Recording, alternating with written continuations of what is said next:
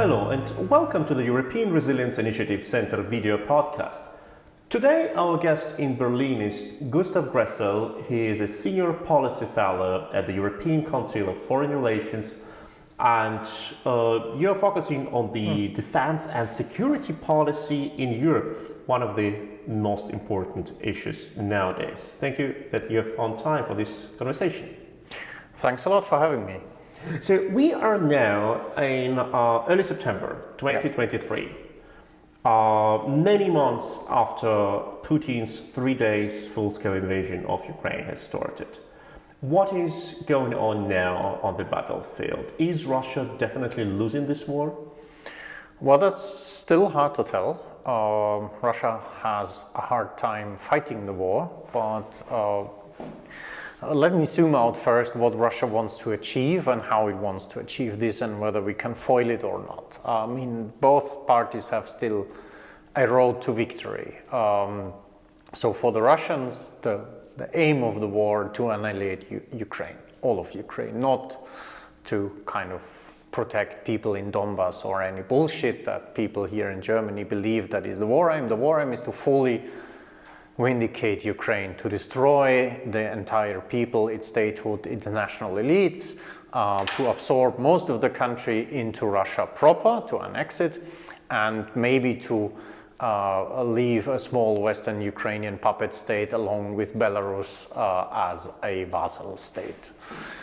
So this is what they want. Now, of course, it proved a bit more tricky to achieve this than they originally planned. And since April 2022, they do not try to achieve this goal by having one or a series of very fast, deep operations that conquer as much territory as possible at a time, but to wage a war of attrition, to grind down the Ukrainian armed forces to the point it cannot offer organized resistance. And in order to do so, they need to limit or end the support for the Ukrainian armed forces by the West, because the West now is kind of the defense industrial arm of the Ukrainian armed forces. So for Putin, this is a war of attrition, a war of exhaustion. It doesn't matter much whether he leads that from a line 50 kilometers inwards or outwards, or from a better position or from a worse position. He continues the war of attrition. He tries to undermine Ukrainians' defense capabilities, undermine the economic capabilities as much as possible to finance itself, make it dependent on the West, and then erode the Western support for Ukraine. That's basically the strategy. So this is a long war from the Russian side. They at least will fight until the next US presidential election. And they're ready to suffer losses, they're ready to lose man, equipment, because they want to win time, because they believe that we are weak and we will just, on one day, we will break. Yes. They have basically managed to have the war at the pace of mobilization, mobilizing almost small bits of men that sort of don't spark revolution, but that are sufficient to replace losses, to produce and to obtain enough defense material to keep the war going on, not to achieve big victory. That would, of course, mean much more defense industrial output than Russia can produce, but they can continue. So this is the calculation, and they can continue for longer than the West has a will to do that. Putin sees the West as decadent, as unwilling. He saw us bailing out of so many long wars. So as long as this keeps cooking, he's winning, or he thinks he's winning. This is how he sees it. So for Ukraine, this is of course bad news. Ukraine doesn't know how long the Western support will be good or bad, whether it will increase, decrease, whether leaders in the West might change, different American president, different policy here, different policy there. So for Ukraine, of course, it's better to decide things faster.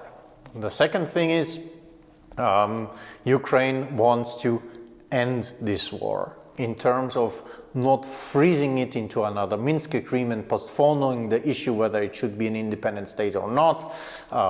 Basically, this war is often phrased as war of independence, and I think that's the correct phrasing of the current effort. It's the war of independence, and Ukraine wants to have a decision whether is allowed to be an independent state, yes or not, and not have another DNR construct inside that would leave sort of territorial issues open.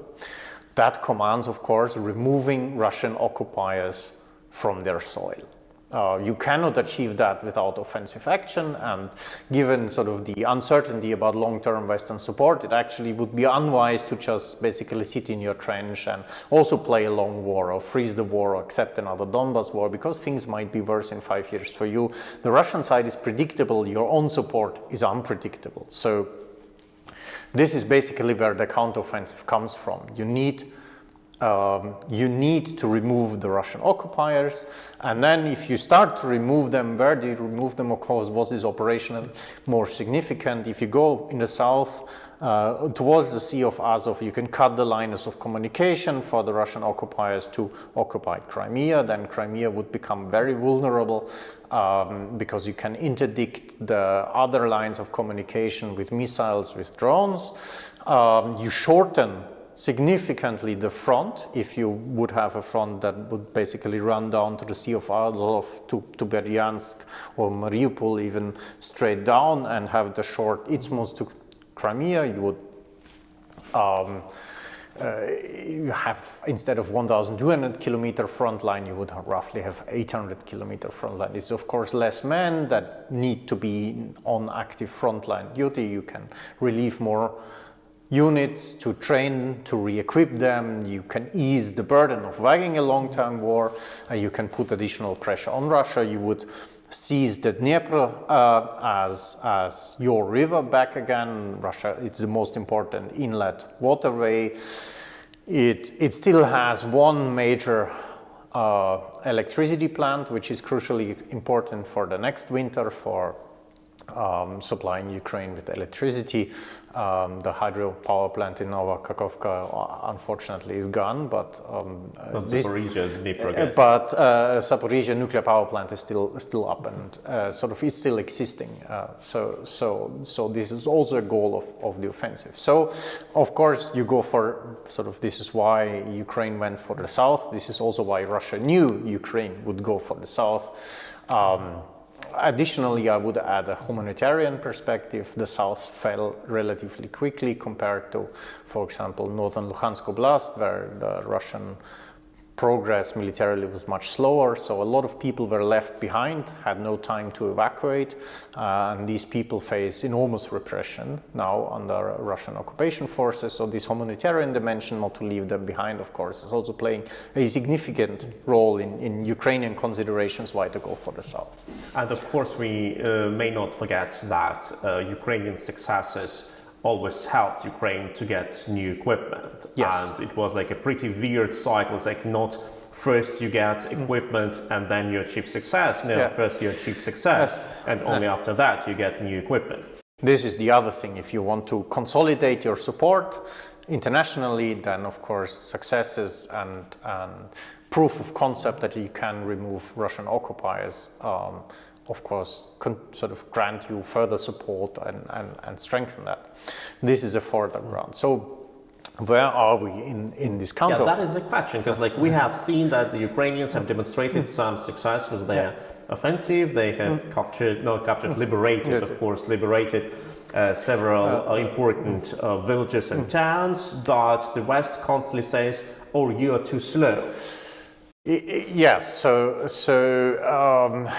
there is of course now a nasty petty fight about sort of how slow and how fast the Ukrainian counteroffensive is, and to be honest, it is quite slow. It is slow for some reasons. Some reasons on the Russian side, some reasons on the Ukrainian side. Will it always be so slow? I don't think so. I still hope it will accelerate. So basically the reason is, of course, Ukrainians, when they started their offensive, they ran into very stiff resistance, very well prepared defenses. And that is not only minefields.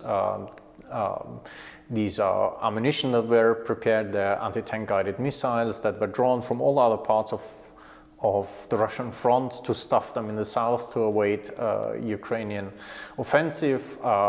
They had bunkers, very well prepared defensive lines, not only the dragon teeth and tank ditches you see on the satellite videos, but every meter, some foxholes, machine gun position, very well dug in, very well prepared, underground lines of communication, so no signaling equipment that goes on air, but sort of telephones running underground, concealing the structure of the defenses to the Ukrainians, which trying to measure the kind of radio communication going around and then guessing where your Russians are. If you have underground telephone cables, you can't track that from just listening to the noise. So a lot of creative ways the Russians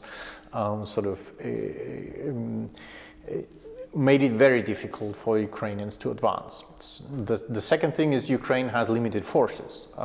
Forces are much more available to the Russian side at lower quality level, but of course on higher quantity. These forces, although lower quality, when they were emplaced in their fixed defenses, they had rehearsed and trained their mission in these fixed defenses for months and months and months now, because they were left there in place, they were not rotated around. So they were also tactically significantly better prepared than a lot of Russian units that went on to the winter offensive, who were unprepared, who misbehaved tactically, etc.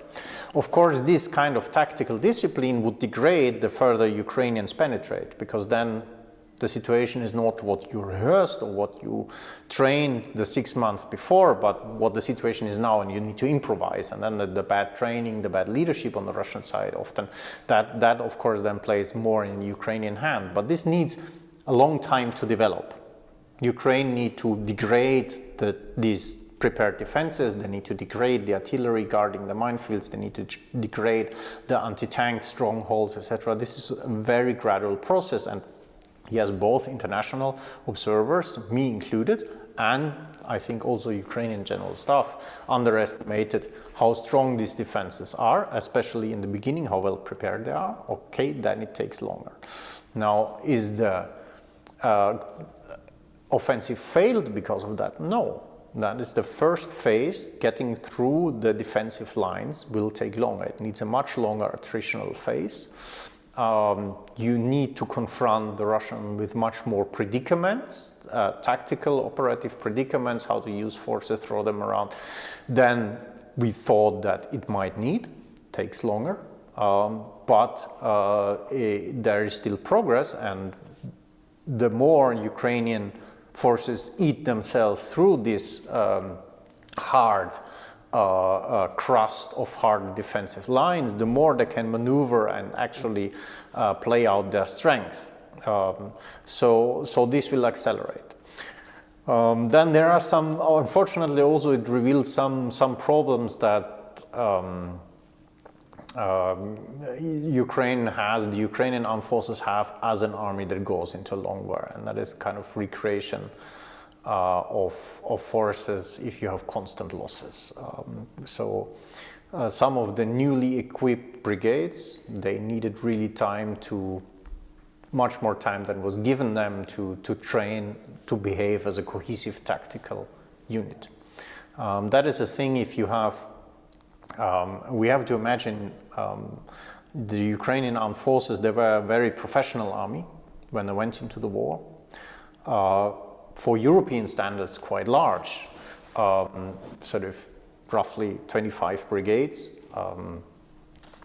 some very high ready reserves that run rotation on Donbass. I would say 29 brigades who were really high, on a high ready level. Now there are over 70. So you have a huge increase in size of this army.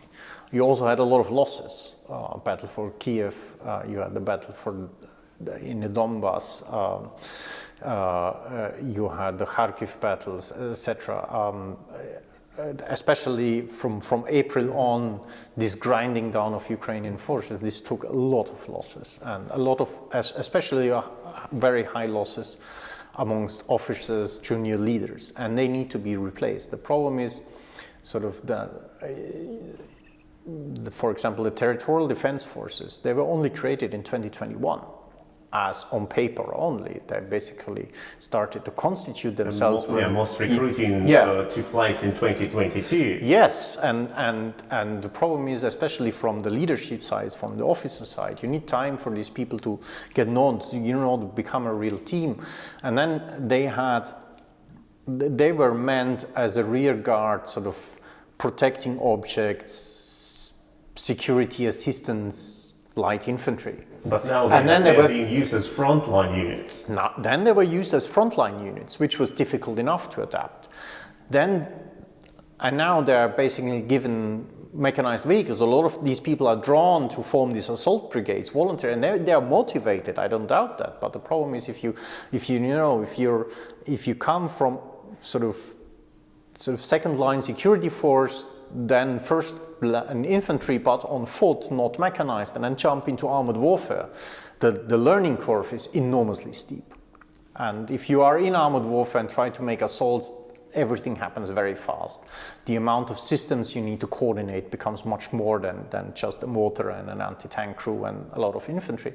So this is something, if you expand an army that quickly, you kind of naturally encounter such problems of tactical behavior that was criticized by a lot of officers, etc.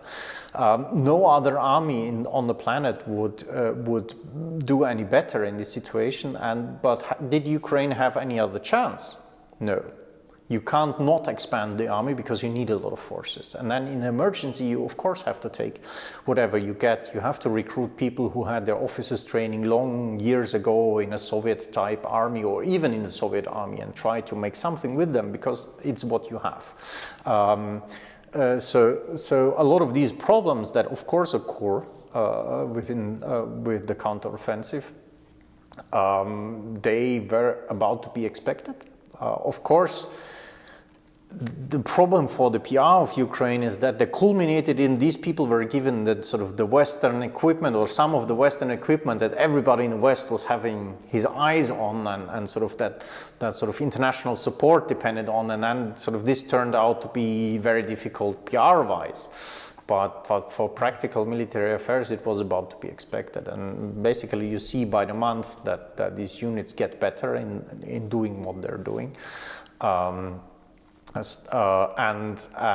unfortunately, I mean, given the political situation, postponing the offensive further, with Russia preparing their defenses even more, was also months for over a year. If you give them another year, the problem would be even greater. So if you were a commander and thinking the various options through, delaying training more versus sort of having less prepared troops and starting quicker, you don't have an ideal solution. You will always have people that said we should have waited with this offensive till these troops were actually ready, versus people who said because we have waited so long, Russian defenses are so well prepared. And of course, we may not forget about the Ukrainian population who is suffering under occupation, and the Russians who try to mobilize more people from the occupied territories. This is Gustav Gressel, who is a senior policy fellow at the European Council of Foreign Relations, and we are talking about what is going on the battlefield in Ukraine, what are the chances for the Ukrainian army to victoriously end this offensive 2023, and what is the Russian army doing. Don't forget to subscribe to this channel, like, share, write your commentaries, and we are diving deeper into the discussion. How are the chances of the Ukrainian army to liberate the territories in the south of Ukraine and come closer to the liberation of Crimea? So, will we see within the next weeks that the Ukrainian army will come to the Perikop Isthmus, to this small part of land which connects Crimea to the Kherson Oblast, to the mainland Ukraine? I think it will take a bit longer. So now Ukrainian forces are trying to expand the breakthrough they have, which is important because once they expanded it, they can induce larger forces. And we are talking about this offensive direction, Zaporizhia. This is Robotyne, yes. 47th Brigade, Robotyne, and further. Yes, I also think I'm actually also quite sort of the Velika Novosilka axis is also developing. That there is a bit more room to maneuver there. So we might actually see progress there as well. But both axes sort of, now Robotyne is further advanced. And if the breakthrough is expanded, you get sort of the chance to field larger forces. And then you go further and then yes, you basically you first go left, right to widen, and then you punch down. So the thing is, I mean, this is also some of the criticism on how Ukraine conducts this offensive that was aired in American newspapers. They seem to not understand warfare, these people who criticize them, because if you have such heavily defended lines with a lot of minefields, if you bring large forces, they said, well, they should concentrate their forces and punch with one big punch. The problem is if you have areas with very limited room to maneuver, and you stuff a lot of forces into that, the only thing you create is targets for Russian artillery, because they can't go left and right. So they are limited in their access, and if you have a lot of targets there, then artillerymen have more fun. That is exactly what the 47th Brigade told me several weeks ago. They said, we have a top maybe 7 meter broad passage in the minefield. If we try to expand it, we cannot guarantee that it is mine safe, and then one tank gets stuck on the line and we cannot move anymore. And then sort of the stuck tank even blocks the movement for others, so they have to move around and get hit, or they are stationary and then the artillery comes. So you need to widen the gap in order to actually have the chance to induce further reserves and then make the big punch. Without this preparatory work, which is of course slow and painful and unglory, and it doesn't look good on Twitter, but it's necessary to exploit it. And that will take some time. Then I think we will have an acceleration towards the south. And Ukrainians will first and foremost try to reach the Sea of Azov to cut off this landline. Then to work the Russians towards the Dnieper River and try to pocket them will be the sort of the third phase of the operation, and that will go into the winter. So along the northern shore of the Sea of Azov towards Crimea to actually force the Russians either to be encircled or to withdraw. Yes. So another goodwill gesture by the Russian army. Yes. But as we are observing now that the Ukrainian army slowly advances, this also means that the Ukrainians get closer to the Russian targets, which they would gladly hit with artillery, drones, or missiles. What we have seen recently is a massive usage of drones by Ukraine. Does this mean that Ukraine finally got means how to hit Russian equipment, Russian logistic lines, and even Russian military bases also on the sovereign territory of Russia? Can this change this war? I hope so. So the strategic rationale behind this, as I started in the beginning, Putin thinks that a long war works for Russia. The longer the war, the better. Now, Ukraine says, Vladimir Vladimirovich, wait a little. Our defense industry, you destroyed it in Ukraine, we have outsourced it to the West supports us, it's outsourced, it's beyond the reach of your strike means, yours is not. So while Russia can't disrupt Ukraine's defense industry because it can't strike Rheinmetall in Germany, because that would mean a war with NATO, that would mean losing. So he can only strike in Ukraine, not beyond that. But of course, Ukraine can strike in Russia. Now the problem is how to do that. Long-range strike means, sort of conventional long-range strike means are enormously expensive. Take, for example, the Neptune cruise missile. It's a good weapon system, but it's built in very low quantities. It took a very long time to develop. It's very expensive. And the West is not giving Ukraine long-range attack means, and if they give them, they're restricted to Ukrainian territory proper. So you have political limitations. So what to do about it?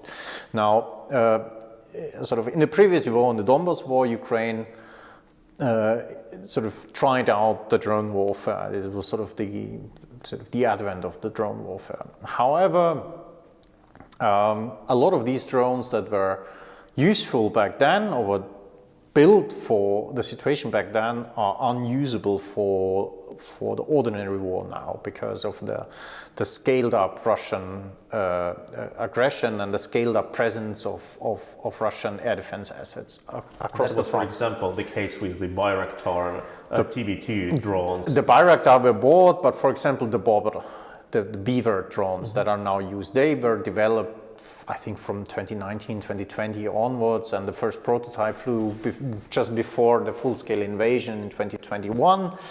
But these were built reconnaissance drones for use in the Donbas. And now, because of all the air defense, you can't let it fly. It is for a one-way vehicle, it is too expensive. And so what to do with them? Now, of course, in a strike role, it has a fairly good range. There are while Russia, of course, will have their own troops on the front, they're very well guarded for air defense assets, but it's a huge border with Ukraine, is a huge front line. You cannot control it all. And also Belarus. Belarus and the border area between Belarus and Ukraine, you have the Chernobyl exclusion zone, nobody lives there, a lot of forest, so no good position to point the radar, and it's huge. So you have, if you fly low, you kind of sneak somewhere you sneak through. So now, the first proof of concept attacks appeared in spring, sort of can we use these drones, how does it react? And now these attacks, first of all, there are more drones available. And second of all, the means of attacks, how to plan it, how to look at Russian air defense, they become much more elaborated, which of course is experience, and you gain experience with every attack, what works, what doesn't work. And so now they strike at oil depots, they strike at defense industrial plants like electronic research plants, chip production, chemical, so that goes especially into ammunition, pre-products, etc., all this kind of stuff. Then, of course, pushing away the Russian Air Force. If the Russian Air Force has to avoid these closed bases and they have to move away, not to lose assets, that's very bad for them because they have very limited air-to-air refueling capability, so they can't pour a lot of aircrafts from far away in. Strategic transport, tactical bombers, all these systems, they're either out of production or sort of the successor models, like for Tupolev 22 M3 bombers, the successor models is the PAK-PA bomber is planned, but nobody really knows. Never produced in series, nobody knows whether with sanctions and no Western parts, whether it actually will enter production. Like the Armata tank, it might end up as a paper tiger. So if Russia loses one of these bombers, it's really a bad loss, and they will of course try to avoid it.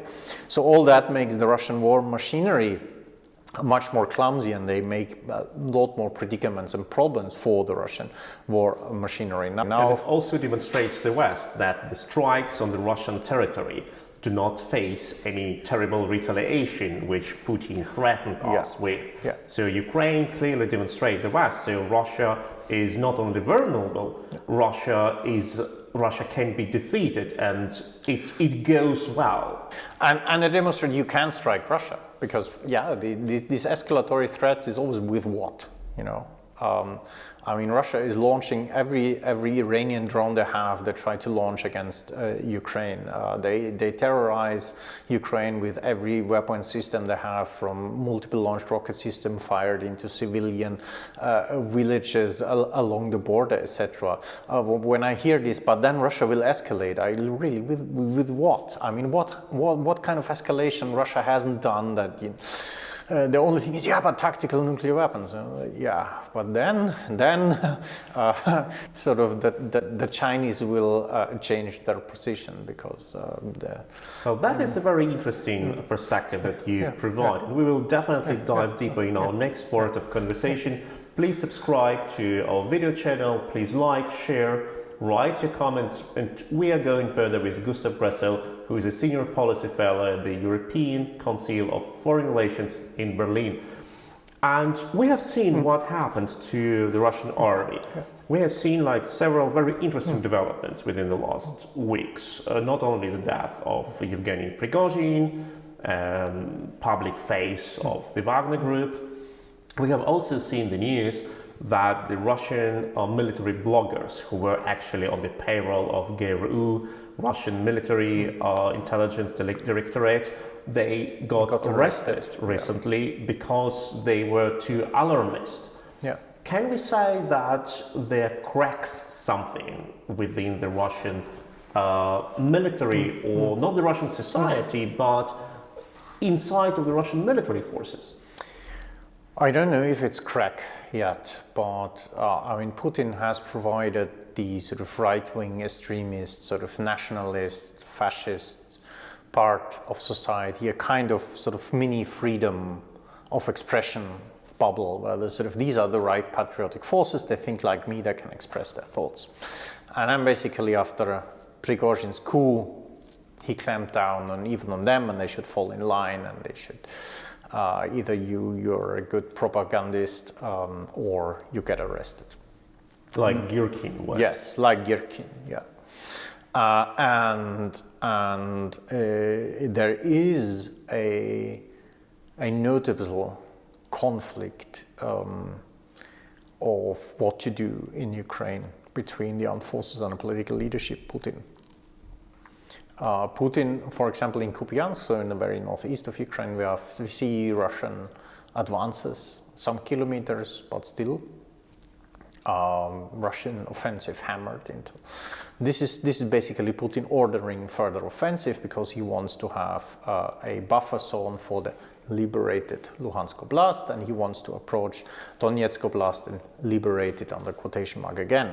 And he tried in the central, sort of the central route through Bakhmut, and this offensive exhausted, and now it's basically a repeat of last year's plan, starting from sort of in the north. So you have from Kupiansk to Crimea, this kind of north, and then push to Liman, and then push southwards. This was also on the table last year, and now they want to repeat this kind of exercise. And this offensive is eating up the reserves the Russian army would actually use to block the counteroffensive of the Ukrainian armed forces. So like with Stalin, one day, like Putin gives a political order, army has to follow, but it destroys the army plans. Even though it's militarily completely logical and stupid, but it's politically wanted. Or there is another 20th century politicians from my country who also was quite famous with interfering in operative plans of the armed forces to the detriment of his then war effort. After all, good for the outcome. I don't complain about it, but this is also something for Ukrainian counteroffensive to succeed. Putin is one of the most important assistants at the moment. But of course, with Prigozhin dead and Surovikin in house arrest, or I think even jail, generals relieved like Popov, I don't think there are a lot of Russian generals who say to Putin, well, dear leader, it's not gonna work.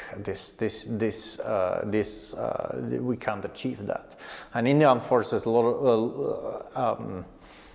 of officers believe that the Russian armed force is not capable of launching major offensives, that they should concentrate on the defense, that they should prepare for this, to consolidate themselves, to rebuild forces, retrain, and not wage expensive offensives. Well, we see them, and then of course people know that this is bullshit, and this of course causes anger. This was also some criticism from the mill bloggers that there is insufficient rotation, that forces are misallocated, that munition is misallocated, that sort of the plans are elusive, etc. Also corruption, which is a great supporter of Ukraine. That there is corruption, which is a great supporter of Ukraine. There's of course, and this is where Putin reacts very allergically, a misperception of Ukrainian society and resilience and resistance. But of course, if you fight the war, you encounter it. Yeah? And everybody talking about, but people don't want to be governed by Russia. For Putin, they're national traitors. But if you're there on the ground, foreign Russian officer, you're either blind or you see what people think of you. So this thing poses difficulties. I have a bit of a problem in the West when we always assume, but their problems, so now they're going to crack and they will fall apart, because unfortunately in the West we have this leaning towards thinking that our problems will dissolve themselves with us doing nothing. I mean, I would love to have the Russian army disintegrate and dissolve itself, but we can't assume that this will happen. And unfortunately, for the time being, I don't think it's particularly realistic. So the war will unfortunately go on. The good thing is, of course, that Putin's interference, it provides Ukraine with opportunities to strike, and it is an assistance. However, we still win the war, and to win the war, assistance for Ukraine is, although it's good, it's not enough. Will the highly desired weapons like the German Taurus missiles and the US American produced F-16 jets, if delivered this year, will they significantly change the war dynamics in favor of Ukraine? I don't think they will change dynamics in favor of Ukraine, but they will allow Ukraine to continue what they're doing. So, like, for example, let's take Taurus. Taurus is a cruise missile. It is a bit better, but roughly similar compared to the French Scalp and Storm Shadow. Why a bit better? It was a German-Swedish co-production that was conceived specifically for the defense of the Baltic, to conduct deep strikes against highly defended Russian targets of the Baltic fleet and the Western Military District, to kind of disrupt Russian operations in the Baltic. So from countermeasures to shape to kind of evade radar and detection, this was tailored to the job. And I think the missiles won't mind if it's the Black Sea instead of the Baltics. The French version were more general purpose cruise missiles to use from Taliban to whomever is the enemy of the French or enemy of the day will be struck by this. But they're roughly comparable. They can do roughly the same. So of course the problem is the Brits and the French don't have indefinite missiles. So and again, this is a long war. So for Ukraine to continue the deep strikes, which are very successful, they use it against command posts, they use it against ammunition depots, they use it against infrastructure for logistics like road bridges, railway stations, etc. High-value targets, disrupt logistics, very good stuff. Yeah. But to continue this campaign, because this is constantly evolving, you strike one Russian bridge, Russian build a pontoon bridge next to it to replace it. You strike the pontoon bridge. So, you need to massage them. You strike headquarters of Division X, they will start to build somewhere the new headquarters. In a month, it is replaced and they have a new one, you have to strike that. It's not that, you strike them and the targets are gone and they're gone forever. This is a continuous campaign to disrupt the Russian rear, both in terms of command and control and in terms of logistics. And to continue that, Ukraine needs munition, a steady supply of munition. Of course, the more countries join the efforts and give them cruise missiles, the better. And this range debate in Germany, I think, is completely stupid because, yes, the cruise missile shoots over 500 kilometers, but even if you strike a target like 100 kilometers off the front line, the plane doesn't want to expose itself to Russian fighters, which can fire up to even more than 200 kilometers into the Ukrainian controlled territories with their most long-range missiles. So you stay behind, and the long range is a security buffer for Ukrainians not to have to go up to the front to strike. The same is with F-16. So Ukraine is using its fighter force actually quite, for the few aircraft and for the super old aircraft that they are, very effectively, particularly to keep the Russians away, the Russian Air Force away from Ukrainian airspace, to hinder them not to kind of use Aleppo tactics on Ukrainian cities. Which they tried to use in the early weeks, like bombing Chernihiv. Yes, which when they could, because air defense was far away, like Mariupol, when it was encircled, they did. And they would do the day Ukrainian Air Force would cease to exist or would have problems to operate, they would do that again. So this then, of course, Ukrainian surface-to-air missiles, the ground-based air defense is diminishing because the munition problem, especially for Soviet systems, there aren't as many Western systems to field. Basically what Ukraine is given, what can be sustained in terms of ammunition production. Yes, we have more launchers for Patriots or for SAMPT or for other systems in the West, but basically what is given to Ukraine is based on, okay, what will you fire per week, how many missiles we can produce, we give that to you. If you have more launchers, you will have idling launchers because we can't produce the ammunition. So, matter of fact, Ukrainian Air Force needs to rise to the sky to fend off on the front, to try to disrupt Russian air operations, to be part of the defense effort against Iranian drones, against cruise missiles. Some of the cruise missiles are shot down by aircraft, not only by air defense systems. So they're in constant demand. They need constantly ammunition. For Soviet fighters, you need Soviet air-to-air missiles. Where do you get them in the West? Poland, Bulgaria, Slovakia, they have handed over their fighters, and they have also given over their missiles. So, you know, this pool is exhausted, it's gone. So basically, sooner or later, you need Western systems. Now, these F-16s are older ones. They are AB models, MLU models. So they will be roughly the same capability as sort of existing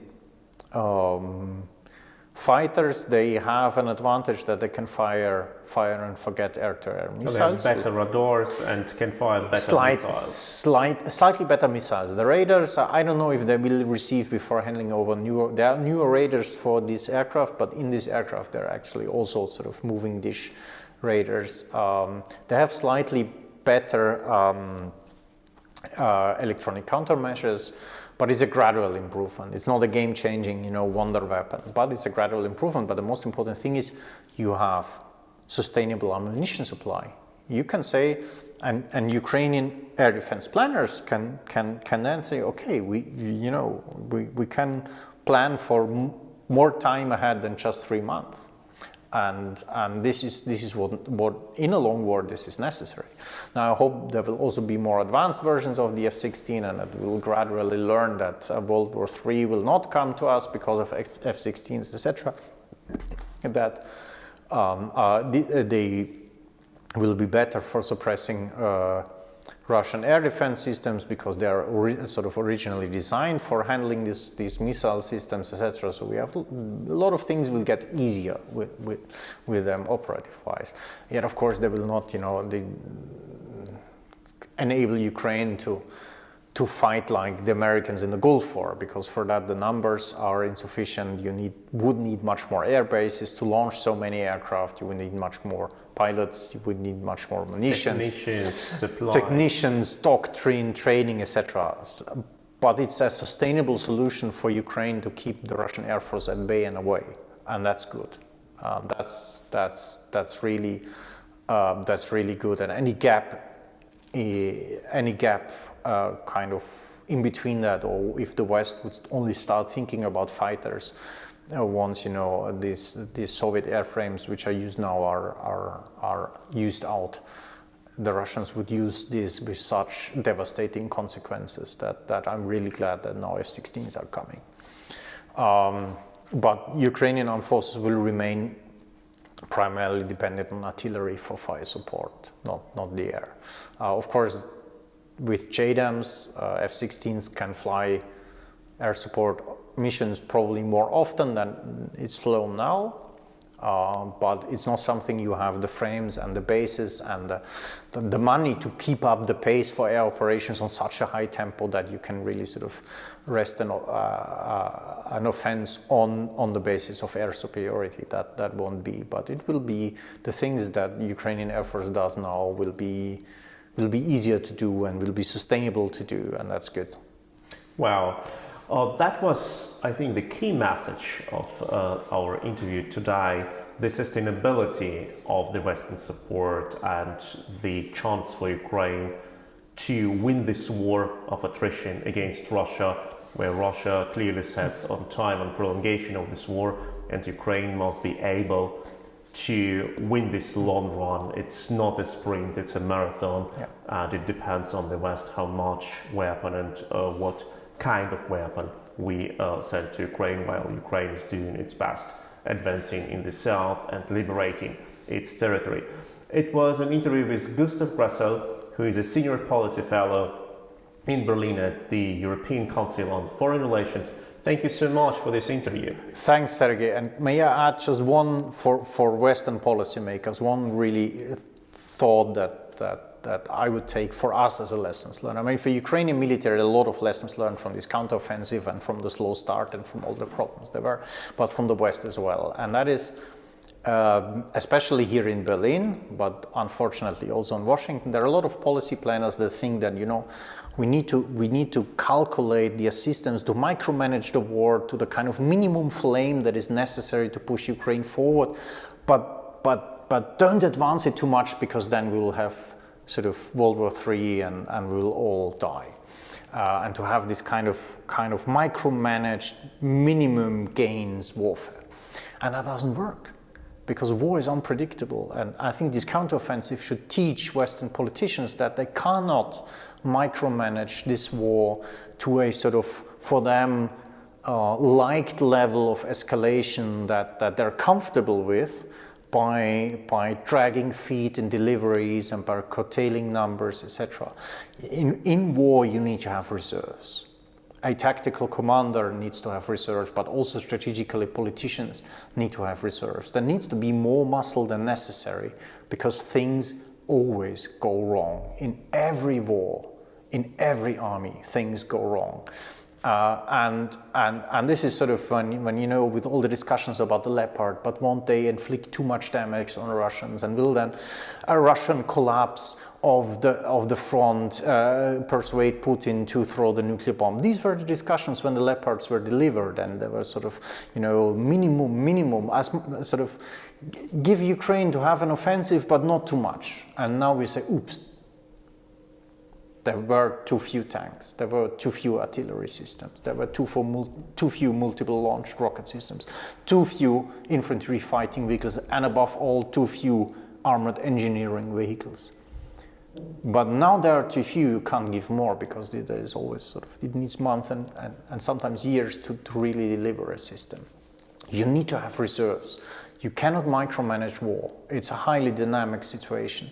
And it's a decisive war for the entire European security order for the decades to come. And good old Moltke, German general, said at the decisive moments you can't be strong enough. And this should be written in every briefing room in the West. Wow, that was an amazing statement, very clear, very direct and very true. Thank you so much. Gustav Gressel, a senior policy fellow at the European Council on Foreign Relations in Berlin, an amazing voice of clear mind and strong analysis in Berlin. Thank you so much.